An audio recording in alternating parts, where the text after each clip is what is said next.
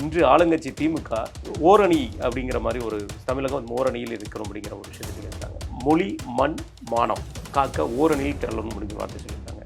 இவர்கள் உருட்டுற அந்த மொழி மண் மானம் மூணும் பழைய உருட்டு 67லேருந்து அதே உருட்டை உருட்டிருக்கிறார். நேற்று பேசியிருக்காரு அன்பில் மகேஷ், நம்ம ஆசிரியர்களை காலத்திற்கு ஏற்ற அவன் மாற வேண்டும். மாறுறான். எப்படி மாறுறான்னா, என்ன சீட்டு சின்னதாக போட்டுருந்தான் 25,000 இப்போ 1 லட்ச ரூபா சீட்டு. நான் கேட்குறேன், ஐயோயோ நீட்டு அம்மம்மா நீட்டுன்றீங்க. உங்கள் வீட்டு பிள்ளைங்களாம் நல்லா நீட்டில் கோச்சிங் சென்டர் படிக்கணும், ப்ரைவேட் ஸ்கூலில் படிக்கட்டும். இந்த இருக்கிற ஒரு வருஷத்துக்கு கூட ஏதாவது மக்களுக்கு ஏதாவது பண்ணலாமா அப்படின்னு நினைக்கவே மாட்டேங்கிறாங்க. எந்த கட்சி எப்படி பண்ணலாம், பாமகவை அந்த சேர் விடாமல் தாவேகாவை எப்படி தனியாக நிற்க வைக்கலாம், இதில் தான் கவனம் செலுத்துறாங்க. ஜனங்களுக்கு ஏதாவது பண்ணணும். அதே மாதிரி செய்தியாளர் சந்திப்பில் ஒரு செய்தியாளர் கேட்டிருந்தாரு, இந்த 4 ஆண்டு காலத்தில் திமுக அரசாங்கம் திராவிட மாடல் செய்த சாதனைகள் என்ன, ஒரு 3 சாதனைகளை சொல்லுங்கன்னு ஒன்று. முதல்வர் அவர்கள் வந்து திங்க் பண்ணிட்டே மகளிர் உரிமை தொகை, நம் முதல்வன் திட்டம் அப்படின்னு சொல்லி அவரே தயங்குறாரு. அதுக்கு என்னோட காரணம் அவர்கிட்ட கேட்குற கேள்வி முதல்ல கொடுத்துருவாங்க. அதில் இந்த கேள்வி மிஸ்ஸிங்காக இல்லாமல் இருக்கும். உள்ள பூண்டு தனியாக கேட்டானு தெரியல. இங்கே தமிழ்நாட்டை பொறுத்தவரை இவர்கள் சாதனையை சொல்லி கேட்கவும் முடியாது. மத்திய அரசு எதிரியாக கொண்டு வந்து பாட்டு அதிமுகவை மத்திய அரசுடைய கூட்டாளியாக மாற்றிடும், விஜய மத்திய அரசுடைய கள்ள கூட்டாளியாக மாற்றிடும்.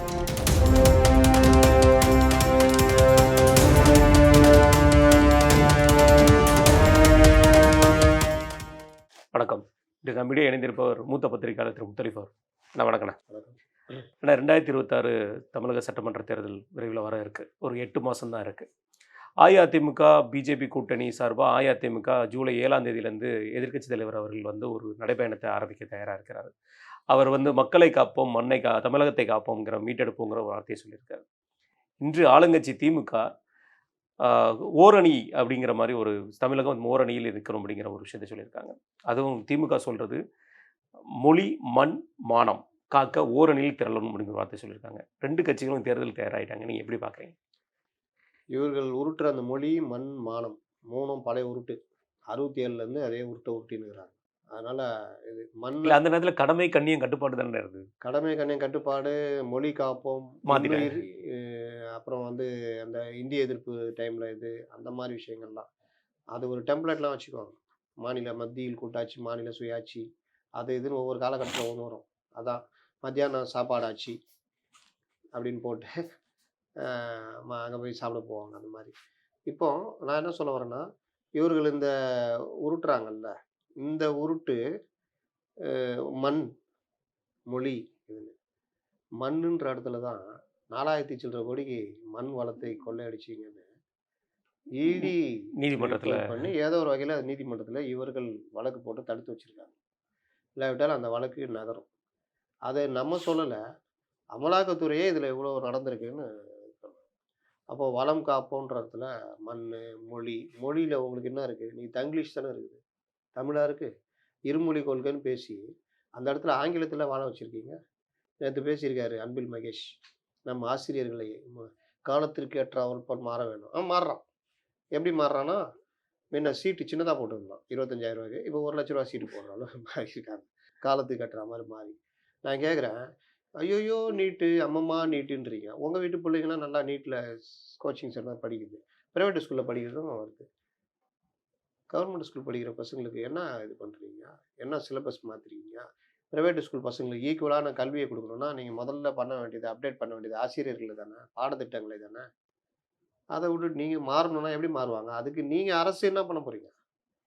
அவர்களுக்கு என்னென்ன ட்ரைனிங்? சும்மானா அமெரிக்கா இதெல்லாம் சுற்றுப்பயணம்லாம் பார்த்தீங்கல்ல. ஆனால் அதனால் என்ன யூஸ்? அதை விட இன்னைக்கு மாறி வர்ற பாடத்திட்டங்களில் ஆசிரியர்களுக்கு என்னென்ன கொடுக்கணும், அவங்கள எப்படி அப்டேட் பண்ணணுன்றது இந்த 4 வருஷத்தில் என்ன செஞ்சீங்கன்னு பார்த்தீங்கன்னா 0வாக இருக்கும். ஆனால் நாங்கள் மொழி காப்போம், மண் காப்போம் அப்படின்றது சரி, அது அவர்களுடைய அரசியல் நிலைப்பாடுன்னு. தேர்தல் நெருங்கிடுச்சு. தேர்தல் நெருங்குற நேரத்தில் இவர்கள் ஆட்சிக்கு கெட்ட பேர் வராமல் பார்த்துக்கிற வேலையெல்லாம் பண்ணுறாங்க. மின் கட்டண உயர்வு 3 வருஷமாக ஏற்றுனாங்க, இந்த வருஷமாக ஏற்றுறாங்கன்ட்டு போட்டாங்க. ஐயோயோ ஏற்றலைங்க. ஏங்க அது பெரிய நிறுவனங்களை தான் ஏற்றுறோம், அவன் மட்டும் நான் பாதிக்காதா? அவனை ஏற்றுனா அவன் விலை ஏற்றுவான், மக்களுக்கு ஒரு வகையில் வரும், அந்த ஃபேக்ட்ரியில் வேலை செய்கிறவனுக்கு சம்பளத்தை வரும், குறையும், எல்லாருக்கும் பிரச்சனை வரும். அப்புறம் பஸ் கட்டணம் உயர்வு ஏற்றலைங்க, வேற என்ன நான் அப்படி பண்ணிட்டாங்க, இது பண்ணிட்டேன் அது பண்ணிட்டேன், இது எல்லாமே இதுதான். லேப்டாப்பு 4 வருஷமாக கொடுக்கல, இப்போ வந்து அதுக்கு டெண்டர் விட்டுருக்காங்க. இந்த டெண்டர் முடியும் போது அடுத்த ஆட்சி வந்துடும், அதுக்கும் இவங்க பிரச்சனை இல்லை. பழைய ஓய்வூதியமா அதற்காக கமிஷன் போட்டிருக்கோங்க. நாங்க வந்து அது நிறைவேத்திருவோம். எப்போ? தேர்தலுக்கு பிறகு. அப்புறம் வேற என்ன? சரண் விடுப்பா, அடுத்த ஆண்டு அடுத்த ஆண்டு. எது வேற ஆட்சி வந்துரும். மே மாசத்துல வேற ஆட்சி மாறிடும். இல்ல உங்க ஆட்சி கன்டின்யூ ஆச்சுன்னா, அப்ப நீங்க எப்படி இருப்பீங்கன்னு தெரியாது. அப்போ செப்டம்பர் மாசத்துல எடுத்துக்கலாம். இந்த மாதிரி எல்லா விவகாரத்திலயுமே இந்த மாதிரி போறது. அப்போ இந்த டெம்ப்ளேட்ன்னு சொன்னேன்ல, இந்த டெம்ப்ளேட்ட வச்சுக்கிட்டு உங்களுடன் ஸ்டாலின். இது அவங்க கட்சிக்காரங்கள சந்திக்கிறதே இப்பலாம் டெம்ப்ளேட் ஆயிடுச்சு பாத்தீங்களா? உடன்பிறப்பே வா. உடன்பிறப்பே வாவாம். கலைஞர் டெய்லி உடன்பிறப்பே வா அப்படின்னு போட்டுக்கிட்டா அறிவாலயத்துக்கு வந்தாரு. இன்னைக்கு அறிவாலயத்துக்கு வர்றது யாருன்னு பாருங்க, உதயநிதி வராரா? அட்லீஸ்ட் அன்பகத்துக்கு வராரா? இவரு யாரு? பொதுச் செயலாளரு, தலைவரு வர்றாங்களா? என்னைக்கு இவங்க வர்றதே ஒரு விழா மாரி இது பண்றது. கேட்டா ஜெயலலிதா வந்தாங்களான்னு கேட்குறது. அவங்க வரலனால வீட்ல அவங்க பண்ண கட்சி வேலைலாம் அந்த தலைமை நிலை செயலாளர் போட்டு மனு வாங்குனது, கட்சி அவங்க கைக்குள்ள இருந்துச்சு. என்ன நடக்குதுன்னு கிளீனா தெரியும். தெரியும். இன்னைக்கு அப்படியே அவங்கள்ட்ட இருக்கு. நேத்து மாநகராட்சி மன்ற கூட்டத்துல பல தடவ பேசியிருக்கேன். 40% கூட வரமாட்டேங்கிறாங்க. உங்கள எதுக்கு அப்ப தேர்ந்தெடுக்கணும் மக்களு? மாசத்துல 1 நாளுங்க அந்த கூட்டம். ம். அதுக்கு பேட்டா வேற குடுப்பாங்க வந்தா. சாப்பாடு போட்டு பேட்டாலாம் குடுப்பாங்க. அந்த கூட்டத்துக்கு வர்றதுக்கே உங்களுக்கு கசக்குது. ம். நீங்க 200 வார்டுல அதிகமான வார்டு உங்களுக்கு தான் கிடைச்சிருக்கு. ஜெயிச்சிருக்காங்க. இவங்க எப்படி ஜெயிச்சாங்க? உதயசூரியன் சின்னமும், கட்சியுடைய இதையும் வச்சுட்டு. உங்க மூஞ்சிய கேளுங்க. நான்லாம் எங்க கவுன்சிலர் மூஞ்சிய நான் பார்த்ததே கிடையாது. இந்த மாரி எங்க போய் கேட்டாலும் தெரியாது. அப்ப இந்த அருமை தெரியாதவர்கள் இவர்கள் என்ன கவுன்சிலர் வந்தா நம்ம அந்த டெண்டர் எடுக்கணும், இத பண்ணணும், அத பண்ணணுன்றத தாண்டி, வார்டுக்காக நீங்க ஏதாவது போராடுறீங்கன்னா, அங்க சண்டை போடுவீங்க, பேசுவீங்க. நீங்க தான் மன்ற கூட்டத்துக்கே வரமாட்டேங்கிறீங்களே! அப்படியே வந்துட்டாலும், எவ்வளோ பேர் வராங்க? 120 பேர் வந்தாங்கண்ணே. சரி. பாதி பேர் போய் கேன்டீன்ல உட்காந்துட்டாங்க. அங்க. இவர்களுக்கு நல்ல ஒரு கேன்டீன் இருக்கு. அங்க போய் உட்காந்துட்டாங்க. சரிங்க. மீதி பேர் என்ன பண்றாங்க? ரீல்ஸ் பார்த்துன்னுருக்காங்க. அங்க பேசின்னு ஒருத்தரு அங்க கூட்டம் நடக்குதுன்னா, இப்படி திரும்பி இப்படி தூங்கினுருக்கிறாரு. இப்படி கை வச்சு தூங்கினுருக்காரு. என்னங்க? பயம் இருக்குதா பார்த்தீங்களா? முதல்வர் மேல பயம். அவர் தானே கட்சி தலைவரு. இல்ல பொதுச் செயலாளர். அவரு என்ன ஆனாருன்னே தெரியாது. பயம் இருக்குதா? இல்ல பொருளாளர் டி.ஆர். பாலுவா? TR flower. பயம் இருக்குதா? இல்ல மாவட்ட அமைச்சர்கள் மாசு, மாவட்ட செயலாளர் தானே ஆமா. மாசு, சேகர் பாபு. ஐயோ! அவங்க பார்த்துட்டு என்னங்கடா மன்ற கூட்டத்துக்கு 40% தான் வர்றீங்களா? மீதி வராத லிஸ்ட்லாம் அனுப்பு. ஏதாவது கேட்கிறீங்களா? ஏதாவது பண்றீங்களா? மக்கள் பணி என்ன பண்ணீங்க? அட்லீஸ்ட் இந்த 1 வருஷம். இன்னைக்கு இந்த மெயின் ஸ்ட்ரீம் மீடியாலாம் இவங்க கையில இருக்குது. ஏதாவது ஒண்ணுனா இத பத்தி பேசாம. அ சென்னைய பத்தி சென்னையில இருக்க மெயின் ஸ்ட்ரீம் மீடியாக்கள்ல பேசுறது கிடையாது. இந்த இதெல்லாம் வச்சுக்கிட்டு நீங்க உங்களுடன் ஸ்டாலின், தொகுதியில் 1 நாள் இதெல்லாம் அந்த டெம்ப்ளேட்லாம் ஜனங்க பார்த்து அப்படியே மயங்கிடுவாங்கங்க. நீங்க நேத்து கூட போட்டீங்க அந்த லாக்அப் டெத்துக்கு. எல்லாம் கரெக்ட்டா இருக்குதுன்னு. யாராவது ஏத்துக்கிட்டாங்களா? அதனால நீங்க இந்த இருக்கிற 1 வருஷத்துக்கு கூட ஏதாவது மக்களுக்கு ஏதாவது பண்ணலாமா? அப்படின்னு நினைக்கவே மாட்டேங்கிறாங்க. எந்த கட்சிய எப்படி பண்ணலாம்? பாமகவ அங்க சேர விடாம எப்படி பண்ணலாம்? தாவேகாவ எப்படி தனியா நிக்க வைக்கலாம்? இதுல தான் கவனம் செலுத்துறாங்களே தவிர, ஜனங்களுக்கு ஏதாவது பண்ணணும். நீங்க போற கூட்டம், ரோட் ஷோ கூட நீங்க ஆளுங்கள கூட்டு வராங்கன்றதாவது உங்களுக்கு தெரியுமா? தெரியாதா? அது தரலன்னா அவங்க வரமாட்டாங்க. நீங்க பேசிட்டு இருக்கும்போது எந்திரிச்சு போறாங்க. கூட்டத்துக்கு வந்தவங்க உங்க சேர நீங்களே எடுத்துட்டு போலான்னு உட்பட பண்ணியிருக்காங்க. இதெல்லாம் தெரியுமா? தெரியாதா? இன்னைக்கு இந்த ஒரு வேகமான உலகத்துல யாருக்கும் பொதுக்கூட்டம் உட்கார்றதுலாம் அவசியமே இல்ல. வர்றதும் கிடையாது. அதே மீறி இவ்வளோ பேர் எப்படி வர்றாங்கன்றதாவது புரியுமா? புரியாதா? அப்ப நம்மள தெரிஞ்சே ஏமாத்துறாங்க. அதுல. என்ன இவங்களுக்குன்னா, இவங்க கட்சி செட்டப் நல்லா இருக்கு. அந்த செட்டப்ல நீங்க வட்டம் வரைக்கும் போ முடியும். மக்கள்ட்ட நெருங்க முடியும். ஓட்டுக்கு என்னென்ன பண்ணணுமோ பண்ண முடியும். வாக்குகள வாங்க முடியும். தேர்தலுக்கு எப்படி ஒர்க் பண்ணணும்னு தெரியும். இந்த தைரியம். இத மீறி மக்கள் எதிர்ப்பு வரும்பொழுது தான் ஒரு செட் அப்படி மாறி விழ்றது. இதுல கூட ஓரணியில 30 பெர்சன்டேஜ் மக்கள் வந்து நம்ம இந்த ஓரணியில சேர்க்கணும். வாக்கு சதவீதத்தை உயர்த்தணும் அப்படிங்கிற மாதிரியான நம்மளுடைய கட்சி உறுப்பினர்களாக கூட சேர்க்கணுங்கிற வார்த்தைய சொல்லியிருக்காங்க. இன்னைக்கு செய்தியாளர் சந்திப்பில முதல்வர் அவர்கள் கலந்துக்கிட்டாங்க. அதில முதல்வர் சொல்லும்போது 30% இல்லங்க 40% வரைக்கும் சேர தயாரா இருக்காங்க. அப்படிங்கிற ஒரு வார்த்தைய சொல்லியிருக்காரு. இது எப்படி பார்க்குறீங்க? என்னைக்கு முதல்வர் எங்க போய் எந்த மக்கள பார்த்தாரு? அவருக்கும் மக்கள் விட்டு அவர் அந்நியப்பட்டு போயிட்டாரு. அவரு வேணா சொல்லிக்கலாம். நான் போம்போது ரோட் ஷோல எல்லாம் கை குடுக்குறாங்க, செல்ஃபி எடுக்குறாங்க. இதெல்லாம் வந்து மக்களோட நெருங்குறது கிடையாது. மக்களோட நெருங்குறதுன்றது, மக்கள் பிரதிநிதிகள் உங்களோட லிங்க்ல இருக்கணும். இப்ப கலைஞர் இருந்தாரு. என்ன நடக்குது இந்த மாவட்டத்துல? என்ன இது? ஏது? எல்லாம் கேட்டு தெரிஞ்சுக்குவாரு. உளவுத்துறை வேற மாரி ரிப்போர்ட் தருவான். அவங்கள 2 டோஸ் விடுவாரு. அதையும் தெரிஞ்சுக்குவாரு. பேப்பர்ல என்ன வருதுன்னு தெரிஞ்சுக்குவாரு. கலைஞர் பேப்பர் படிக்கிறாருன்னா, அதுல உண்மைய தேடுறாருன்னா, உண்மைய எழுதுவார்கள். ம். இது 3. இது இல்லாம பத்திரிகையாளர்கள்ட்ட பேசும்போது, ஒழுங்கா இருக்கிற பத்திரிகையாளர், "சார் இது மேட்டர் இல்ல சார். இது ஐயா இது இல்ல ஐயா. அண்ணா இது இல்லண்ணே. அந்த மேட்டர் உண்மை" அப்படின்னு. அப்போ உங்களுக்கு தகவலை அவரு 3, 4 இடத்துல இருந்து எடுத்துருவாரு. இதுதான் மக்கள்ட்ட நெருங்குறதுன்றது. மக்கள்ட்ட நெருங்குறதுன்னா, அப்படியே போயிட்டு எல்லார் கையும் அப்படியே தட்டிக்கிட்டு இதெல்லாம் இல்ல. அப்படி தட்டிட்டா, எந்திரன் படமா அது டச் ஆனோனே சர்ருன்னு நம்ம மூளைக்குள்ள ஏறிருது. கிடையாது. அப்போ இது மாரி முறைகள் ஆட்சியில இருந்தா உளவுத்துறை ரிப்போர்ட்டு, ஆட்சியில இல்லன்னா பத்திரிகைகள், கட்சிக்காரர்கள், பத்திரிகையாளர்கள், பத்திரிகை எடிட்டர்கள், இந்த மாதிரி ஆட்களு, கட்சி மாவட்ட செயலாளர், பகுதி செயலாளர், வட்டம் எவன் இருக்கானோ அதெல்லாம். Easy access. உங்கள்ட்ட நெருங்கணும்னா, இன்னைக்கு இரும்பு கோட்டல இருக்கு. அதிகாரிகளே உங்கள நெருங்க முடியலையே. குறிப்பிட்ட அதிகாரிகள தாண்டி வேற அதிகாரிகளோட உங்கள நெருங்க முடியல. இந்த அதிகாரிகளுக்கு ஒரு இது இருக்குல்ல, ரேங்க்கு. ரேங்க். அந்த ரேங்க்ல கூட கீழ் ரேங்க்ல இருக்கிறவர், மேல இருக்கிறவர் அதிகாரம் பண்ற அளவுக்கு இன்னைக்கு அந்த விஷயங்கள்லாம் இருக்குது. அதே மாரி செய்தியாளர் சந்திப்புல ஒரு செய்தியாளர் கேட்டிருந்தாரு.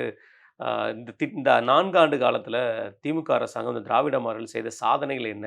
ஒரு இப்படிதான் 3 சாதனைகள சொல்லுங்கன்னோனே, முதல்வர் அவர்கள் வந்து திங்க் பண்ணிட்டே மகளிர் உரிமை தொகை, நம் முதல்வன் திட்டம் அப்படின்னு சொல்லி அவரே அவரே தயங்குறாரு. அதுக்கு என்னோட காரணம் என்ன?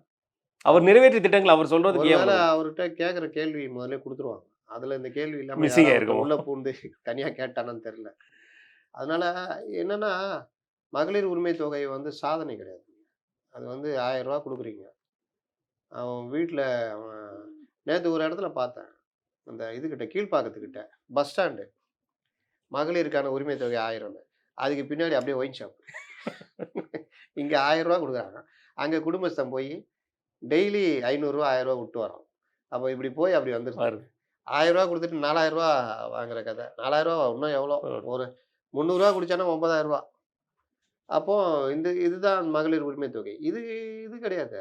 நீங்க ரொம்ப சிம்பிளா சொல்லணும்னா, மதுக்கடைகள மூடணும். இல்ல குறைக்கணும். மதுக்கடை தொறந்திருக்க நேரத்த குறைக்கணும். இதெல்லாம் தான் பண்ணாங்க முந்தைய ஆட்சியாளர்கள். நீங்க அத கூட பண்ணலையே. பார்கள் எவ்வளோ பார்கள். அப்போ பார்ல போய் ஒருத்தன் மது அருந்தி சைட் டிஷ் எல்லாம் சாப்பிட்டான்னா, அவனுடைய அன்றைய வருமானம் போயிடும். அப்புறம் வேணா கொண்டு போய் வீட்டுக்கு குடுப்பான். அப்ப இந்த மாரி ஒவ்வொரு விஷயத்திலயும் நீங்க பார்த்தீங்கன்னா, இயல்ப விட்டு வேற. இத போய் ரூ. 1000 குடுக்க சாதனை. பெண்கள் இலவச பேருந்து சாதனை தான். ஆனா எவ்வளோ பேருந்து வருது? அவங்க என்ன சொல்றாங்க? "ஏப்பா எங்களுக்கு இலவசமே வேணாம்யா. மின்னையாவது 4 பஸ் வந்திருந்தது. நீ இலவசம்னு போட்ட பிறகு 1 பஸ் ஒரு தான் பஸ் வருது. தான் வருது. அவன் அத ஏறுனா என்னமோ அவன் சொத்த எழுதி வாங்குன மாரி எங்கள கேவலமா பேசுறான்னு திட்டுறான். எங்களுக்கு நீ என்ன குடுக்குறது? நாங்க உழைக்கிற மக்களு. ரூ. 10 குடுத்துட்டு பஸ்ல போமாட்டாங்களா?" அப்போ அந்த கோவம் வருது. இதெல்லாம் சாதனைன்னு பேசியிருந்தா, சாதனைன்னா என்னன்னு தெரியல. முன்ன திமுகவுடைய ஆட்சியில ஒரு பாலம் கட்டுறது, இந்த மாரி விஷயங்கள்லாம் இருக்கும். இப்போ சமத்துவபுரமாகட்டும், உழவர் சந்தை அ ஆகட்டும், எவ்வளோ விஷயம் எவ்வளோ இருக்கு. விஷயங்கள் இருக்கு. இன்னைக்கு ஒரு பாலம் கட்டினா அது எனக்கு என்னன்னு உடைஞ்சுட்டு போகுது. கேட்டா அதுக்கு அது ஒரு காரணம், இது ஒரு அந்த வேகம் வந்து 30,000 அடிக்கு தான் இது பண்ணாங்களாம். அது 1,00,000 அடின்றப்ப பாலம் உடைஞ்சிச்சாம். அப்ப நூற்றாண்டு கடந்து நிக்குதே இந்த கல்லணை. அவனா அந்த காலத்துல எத்தன ஆயிரம் கன அடி இது பண்ணான். இன்னும் பல பாலங்கள் நிக்குதே. இருக்கு. அப்போ இந்த மாரி ரோடு ரோடு போட்டா எப்படி இருக்கு? இப்ப சென்னை பாருங்க, இன்னை வரைக்கும் எந்த மெயின் ஸ்ட்ரீம் மீடியா யாராவது கேட்கறாங்களா? இந்த கார்ப்பரேஷனே சொல்றேன். ஏதாவது இந்த விவகாரங்கள்ல கேட்கறாங்களா? ஏன்னா கேட்டா அந்த அந்த ப்ளீச்சிங் பவுடர் கேட்டா அந்த செய்தியாளருக்கு கிடைக்கிற மரியாதை தான் கிடைக்கும். இப்ப சென்னை சாலை எங்கேயாவது நல்லா இருக்குதா பாருங்க. சாலைகள் புதுசா போட்டு பார்க்குறீங்களா? கேட்டா அதுக்கு 1000 காரணம். இன்னைக்கும் போக்குவரத்து சரி பண்றாங்களா? நேத்து போன ரோட்ல இன்னைக்கு முடியல. என்னன்னு பார்த்தா, அங்க ஒரு பள்ளம் தோண்டி பள்ளம் தோண்டுனா மூடுறது கிடையாது. இல்லாட்டி எனக்கு என்னன்னு மூடிட்டு போறது. சாலையோரம் நடக்கிறது இன்னைக்கு நடக்கிற மக்கள் இன்னைக்கு உயிர கையில புடிச்சு நடக்குறாங்க. அதே மாரிங்க இந்த அ ஓரணியில் தமிழ்நாடுங்கிற ஒரு இதில மொழி, மண், மானம்ங்கிற ஒரு வார்த்தைய சொல்றாங்க. மீண்டும், மீண்டும் இது பிஜேபிக்கும், திமுகவுக்கும் நடக்கிற தேர்தல் மாரியே அவர் கொண்டு வராரு. 2026 தேர்தல்ங்கிறது தமிழக சட்டப்பேரவைக்கு நடக்கிறது. இங்க அஇஅதிமுகவுக்கும், திமுகவுக்கும் தான் போட்டிங்கிற வார்த்தைய சொல்லிட்டு, இந்த ஸ்கீம் இத சொல்லும்போது, மொழி, மண், மானம்ங்கிற சொல்லும்போது, மறுபடியும் பிஜேபியவே இங்க ஒரு உதாரணமா காமிக்கிற காரணம் என்ன? நீங்க அமித்ஷா கூட இப்ப பேட்டியில சொல்லியிருந்தாரு. இவர்கள் உதயநிதிய கொண்டு வர்றது, டாஸ்மார்க் ரெய்டு, ஊழல். இன்னும் ஊழல், முறைகேடு, இவர்கள் சார்ந்த மக்கள் பிரச்சனை. இது எல்லாத்தையும் டைவர்ட் பண்றதுக்கு மத்திய அரசை குற்றம் சாட்டி நிதி தரல. டீலிமிட்டேஷன். டீலிமிட்டேஷன் எப்ப நடக்கும்னு தெரியும். நாங்க சொன்னோமா? உங்களுக்கு 8 தொகுதி குறைக்கிறோம்னு சொன்னோமா? அப்போ இல்லாத ஒண்ணு எடுத்துக்கிட்டு நீங்க வந்து இந்த மாரி பண்றது. இதே தான் நீங்க இங்க தமிழ்நாட்டை பொறுத்தவரைக்கும், இவர்கள் சாதனைய சொல்லி கேட்கவே முடியாது. மத்திய அரச எதிரியா கொண்டு வந்து நிப்பாட்டணும். அதிமுகவ மத்திய அரசுடைய கூட்டாளியா மாத்திடணும். விஜய்ய மத்திய அரசுடைய கள்ள கூட்டாளியா மாத்திடணும். நாங்க நாங்க மொழிக்காக அதாவது அந்த வைகோ சொல்றார்ல, "ஐய்யய்யோ! அண்ணா என்ன 10, 12 சீட்டு கேட்டீங்களாமே." ஐய்யய்யோ! அண்ணா நான் அப்பலாம் கேட்கவே கேட்கவே இல்லண்ணா. இல்லட்டாரு. அண்ணா நாங்க என்ன சொன்னோம் நீங்க புரிஞ்சுக்கணுண்ணே. 12 8 சீட்டு இருந்தா மாநில அங்கீகாரம்ண்ணே. அதுக்கு 12 நின்னா 8 ஜெயிக்கலாண்ணே. அத என் புள்ள தெரியாம சொல்ட்டாண்ணே. அத இந்த மட பசங்க எடுத்து இந்த மாரி போட்டாங்கண்ணே. அதாண்ணே. மத்தபடி நாங்க வந்து பிஜேபி உள்ள வந்துரும். அது தடுக்கிற வேலைல இருக்கிறோம் நாங்க. இன்னைக்கு சொல்றாங்கல்ல, கபலீகரம் செய்கிறது பாஜக. பாஜக சேர்ந்த உடனே முதல்ல அண்ணாமலை நீக்கினாரு இவரு. நீக்கினாங்களா இல்லையா? இன்னைக்கும் சீட்டுல யாரு போய் கேட்கணும்? யார் குடுக்குற இடத்துல இருக்கா? அஇஅதிமுக தான் எங்களுக்கு குடுக்குறாங்க. 60 சீட்டு குடுங்கன்னு இவங்க கேட்குற இடத்துல இருந்தாலும், ஏங்க 60 இல்லங்க 30 வச்சுக்கங்க. குடுக்குற இடத்துல இவங்க இருக்காங்க. இதுல எங்க கபலீகரம்? நீங்க என்ன? நாங்கள் கொள்கை கூட்டணி. 2019 எல்லாருக்கும் 2 சீட்டு. இன்னைக்கே நீங்க என்ன வேலை செய்றீங்க? அன்புமணி ராமதாஸுக்கும் சண்டை. சண்டை எதனால? திமுகவுக்கு இவரு போறன்னு விருப்பப்படுறாரு. அவரு இல்லங்க என்டிஏல இருக்கலாம்ன்னு இந்த சண்டைய மூட்டி விட்டதே இவங்க தான். ஏன்னா, அவர வெளியில இழுக்குறாங்க. அதுல தான் சண்டை வருது. எல்லாத்தையும் பண்ணிட்டு நல்ல புள்ள மாரி இவங்க இருக்கிறாங்க. ஆனா, உங்கள என்ன பண்ண வைக்கிறாங்க? செல்வ பெருந்தகை ஐயாவ போய் பாருங்க. செல்வ பெருந்தகை ஐயாவ போய் பார்த்தா, இந்த இடத்துல யார் குற்றவாளி ஆவுறா? அன்புமணி அன்புமணி. ஆட்டோமேட்டிக்கா, ஐயா உங்கள போய் ஐயா உங்கள போயின்னு. அப்புறம் திருமாவளவன், ஐயா வந்து தலித்தை அமைச்சராக்கணும். எவ்ளோ பற்று இருந்தார். ஏன் இவ்வளோ நாளா அதெல்லாம் பேசல? இப்ப என்ன திடீர்னு ஐயா மேல பாசம்? ரவிக்குமார் அவர்கள் கூட ரவிக்குமார், எங்களுடைய ஐயாவை போராட்டத்து களத்துல சேர்ந்துக்கோங்க. ஐயா இப்படி, ஐயா இப்படி. எதுக்கு? ஐயாவை நல்லவராக்கி, அன்புமணியை கெட்டவரா. கெட்டவராக்குற அஜெண்டா. இந்த அஜெண்டாக்கு நீங்க ஏன் போறீங்க? ஏன் திமுகலேருந்து யாரும் துரைமுருகனோ மத்தவங்கள போய் ஐயாவை ஏன் பார்க்கல? இதுதானே ஒரு டெக்னிக்கு. கவர்னர் எதிர்க்கணுமா? போங்கப்பா. எல்லாம் போய் அங்க கூட்டணி நிப்பாங்க. கட்சிகள். டீ பார்ட்டியா? நீங்க யாரும் போக்கூடாது. நான் போமாட்டேனே. நாங்க போராட்டம் நடத்துவோண்ணே. நாங்க போயிட்டு வரட்டுமா? இந்த டெக்னிக்க இன்னை வரைக்கும் பயன்படுத்துறாங்க. இவர்கள் எல்லாத்தையும் பண்ணிக்கிட்டு, ஐயா இந்த மாரி புக் வெளியிட்டீங்களா? அம்பேத்கர் இது நானே 2 கட்டுரை குடுத்துக்கிறேன். ரவிக்குமார் ஒரு கட்டுரை குடுத்துக்கிறாப்புல. நான் வீடியோ பேசி வாழ்த்துலாம் போட்டிருக்கேன். போயிட்டு வரட்டுமா? போக்கூடாது. ஏன்? விஜய் வராரு. ஐயா ஒரு கட்சி ஆரம்பிச்சிடாதது நான் அதெல்லாம் போக்கூடாதுங்க. அவ்வளோதான். இன்னொரு பக்கம் அஇஅதிமுக ஜூலை 7ஆம் தேதி எடப்பாடி அவர்கள் வந்து கோவையிலேருந்து நடைப்பயணத்தை ஸ்டார்ட் பண்றாரு. கோவைங்கிறது எப்பவுமே கொங்கு மண்டலம் அவங்களுக்கு ஸ்ட்ராங்கான மண்டலம். ஏன் கோவையை தேர்ந்தெடுக்க காரணம் என்னவா இருக்கும்? நீங்க தான் சொல்லிட்டீங்களே. கேள்வியும் நீங்களே கேட்டீங்க. பதில் நீங்க சொல்லிட்டீங்க. ஏதோ ஒரு இடத்துல ஸ்டார்ட் பண்ணணும். மேட்டுப்பாளையத்துலேருந்து இல்ல வீக்கான இடத்துல கூட ஸ்டார்ட் பண்ணலாம். தென் மண்டலத்துல கூட ஸ்டார்ட் பண்ணலாம். நான் கூட இப்போ ஒரு இதில இது பண்ணேன். அந்த டெல்டா வந்து அவங்களுக்கு கொஞ்சம் வீக்கா இருக்குது. அங்கலாம் வந்து அதிக கவனம் செலுத்தினா செலுத்தலாம். இன்னைக்கு இதா இருக்குதுன்றாங்க. சென்னையே இப்போ இருக்கிற பிரச்சனைக்கு இவங்க சரியான பிரச்சாரம் பண்ணா, சென்னை கிட்டத்தட்ட மறுபடியும் வந்துரும். அஇஅதிமுக. ஏன்னா, மீதிய விஜய் பார்த்துக்குவாரு. அதனால அவர இவங்க இப்போ திமுகவுக்கு என்ன பிரச்சனைன்னா, விஜய் ஏடிஎம்கேவோட போயிட்டா ஸ்வீப்பு. ஏன்னா ஏற்கனவே 39% இவங்க எல்லாமே 20% சொல்றாங்க. அப்ப 50ஆ? அப்ப நான் முடிஞ்சிச்சு கதை. அந்த 96 மாரி 91 மாரி ஆயிடும். சரி இவர போக விடாம தடுத்தா, அப்பவும் அந்த கூட்டணி ஜெயிக்கிற மாரி தான் இருக்கு. ஏன்னா அதே விஜய் பார்த்துக்குவாருல்ல. குறிப்பிட்ட வாக்கு சதவீதம் பெரும்பாலும் உங்க ஓட்ட தான் அவர் பிரிக்கிறாரு. சிறுபான்மை மக்கள் வாக்குகள், பெண்கள் வாக்குகள், பட்டியலின விடுதலை சிறுத்தைகள்லாம் அந்த வாக்கெல்லாம் எங்க தட்டிட்டு போயிடுவாங்க. அதே மாரி எடப்பாடி அவர்கள வந்து ஒரு தலைவர் பாணியில கொண்டு வராம, அவர மீண்டும் மீண்டும் சிறுமையே படுத்திட்டு இருக்கிறதுக்கு காரணமா இருக்கும். அடிக்கடி ஒரு வார்த்தைய சொல்றாங்க. இவர் 10 தேர்தல் தோத்து போன பழனிசாமி அப்படிங்கிற ஒரு வார்த்தைய சொல்றாங்க. எடப்பாடி அவர்கள் 2 நாளுக்கு முன்னாடி நடந்த பொதுக்கூட்டத்தில சொல்லியிருந்தாரு. 2011லேருந்து 2021 வரைக்கும் நீங்க எத்தன தேர்தல்ல தோத்தீங்க? அதுக்கு ஞாபகம் இருக்காங்கிற ஒரு கேள்வியும் அது கூட கேட்டிருக்காரு. வேணாம். 1977லேருந்து 87 வரைக்கும், எம்ஜிஆர் மறையிற வரைக்கும், அப்புறம் 89 வரைக்கும் நீங்க எத்தன ஜெயிச்சீங்க? நடுவுல ஒரு உள்ளாட்சி கொஞ்சம் கூடுதலா வந்தாங்க. 80 தேர்தல்ல ஜெயிச்சாங்க. சரி, சரி. வேற?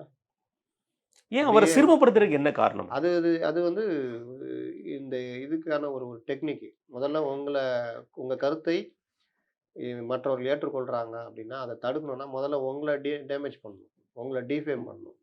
பண்ணா உங்கள கோமாளி ஆக்கணும். உங்கள காமெடி பீஸா மாத்தணும். உங்கள வந்து ஒரு அயோக்கியனா மாத்தணும். இந்த மாரிலாம் பண்ணா மக்கள் வந்து உங்க நீங்க என்ன சொன்னாலும் நம்ப மாட்டாங்க. அதுல இவர்கள் கையில எடுத்தது, இப்ப எம்ஜிஆர கோமாளி அது இதுன்னு சொல்லி பண்ணாங்க. ஆனா எம்ஜிஆருக்கு பெண்கள் வாக்கு அதிகமா அதிகமா. இருந்ததுனால அது ஒண்ணும் பண்ண முடியல. எம்ஜிஆர் அறிவே இல்லாத ஒரு கலைஞர் தான் நிறைந்த அறிவுள்ளவர்ன்ற அளவுக்குலாம் பேசுனாங்க. ஆனால் அது பெருசாக எடுபடலை. ஜெயலலிதாவை பெண் நடிகை அப்படின்ற மாதிரிலாம் ரொம்ப இதெல்லாம் பண்ணாங்க. அதுவும் பெருசாக எடுபடலை. நடுவில் பாருங்கள் எவ்வளோ நகை வச்சுருக்காங்க, எவ்வளோ சேலை அப்படின்லாம் கொண்டு வந்து பண்ணாங்க. அது அந்த நேரத்துக்கு எடுபட்டதே தவிர, அது கூட அது காரணம் இல்ல. அவங்க நடத்தின ஆட்சி பல விஷயங்கள். அதுக்கப்புறம் ஜெயலலிதா சுதாரிச்சோன்னு ஒண்ணும் பண்ண முடியல. அதே மாதிரி விஜயகாந்த பண்ணாங்க. அவர வந்து ரொம்ப மோசமானவரா, சும்மா அவரு வழக்கமா உதவியாளர் அடிக்கிறத கூட போட்டு போட்டு காமிச்சு, அத ஒரு கொடூரமான விஷயமா காமிச்சு, அப்புறம் அவர காமெடி பீஸா மாத்தி மாத்தி எல்லா வேலையும் பண்ணாங்க. இது எல்லாமே எதற்குன்னா, மக்கள் மத்தியில உங்கள கேலி பொருளா மாத்திட்டா, இல்லாட்டி உங்கள ஒரு வெறுக்கத்தக்க ஆளா மாத்திட்டா, அந்த ஒரு சாதகங்கள்லாம் இந்த சைடு வரும். இப்போ எடப்பாடி பழனிசாமிய வந்து அவரு கால்ல தவழ்ந்து போனான்றத இன்னை வரைக்கும் சொல்லிட்டே இருப்பாங்க பாருங்க. ஆமா. அவரு வயசுக்கு நான் வயசு ஒரு இது பெரியவங்க. மரியாதை குடுத்தேன் அப்படின்னு சொன்னா கூட, அதை திரும்ப திரும்ப ஒரு இதுவா பேசுறதுன்றது இதுவுடைய ஒரு அம்சம் தான். இவரு புட்டபர்த்தி சாய்பாபா கால்ல இவரும் அ விழுந்தாரு. அதெல்லாம் கணக்குல வராது. அதே மாதிரி அ இவர்கள் வந்து இவரு இவர வந்து ஒரு திறமை இல்லாதவர். இவரு வந்து அடிமைத்தனமானவர். அ ஒரு நிர்வாக திறன் இல்ல. ஆனா அந்த பீரியட்ல தான் நீங்க பார்த்தீங்கன்னா, பல விஷயங்கள் நல்லா நல்ல நடந்தது. நடத்துறது. இந்த ஊழல் முறைகேடு இந்த மாரி விஷயங்கள் அத எல்லா கட்சியும் பண்றாங்கன்னு தள்ளி வச்சுட்டு பார்த்தா, இவர்கள் எவ்வளோ பெட்டரா போயிருக்காங்கன்றது நம்ம பல மருத்துவக் கல்லூரிகள் கொண்டு அ வந்திருக்கிறார். 11 மருத்துவக் 11 கல்லூரிகள் மருத்துவக் இந்த கல்லூரி. மாரி விஷயங்கள். 7.5% 5% நீட் இது. டக்குன்னு ஒரு இத மாற்று கொண்டு வந்தாங்க. ஜல்லிக்கட்டு இந்த மாரி பல விஷயங்கள் சொல்லலாம். ஆனால் இவர்கள் என்ன பண்ணாங்கன்னா, அவர் ஒண்ணுமே இல்ல, திறமை இல்லாதவர், ஒண்ணும் இல்லாதவர். இங்க பார்த்தீங்கன்னா, வேற லெவலு மாநில சுயாட்சி நாயகன் அப்படிலாம் பேசுறது. ஆனா இவங்க பார்த்தீங்கன்னா, அங்க போயிட்டு பிரதமர போய் பார்க்கறது பிரச்சனை வந்தா, அந்த வேலைலாம். அப்ப இந்த மாரி ஒவ்வொரு விஷயத்தையும் டிஃபேம் பண்றது. அதே ஜூன் மாதம், அதே இறுதி ஆண்டு, அதே அதே சட்ட சமூகத்தை அமலாக்கம். சேர்ந்தவர்கள், அதே அதே லாக்அப் டெத்து நடக்குதா? அதனால கர்மா மோசமானது. அத நீங்க கரெக்ட்டா கையாண்டீங்கன்னா தப்பிக்கலாம். இல்ல நாங்க அதிகாரி பேச்ச கேட்டு நான் இது பண்ணோம்னா, நான் முதல்ல சொன்னேனே, எல்லாத்தையும் பண்ணிட்டு திரும்பி பார்க்கும்போது பொக்கை விடாம நின்னுகிட்டு இருப்பாங்க. அது அவர்களுடைய இயல்பு. மிக்க நன்றி உங்க நேரத்தை எடுத்ததுக்கு.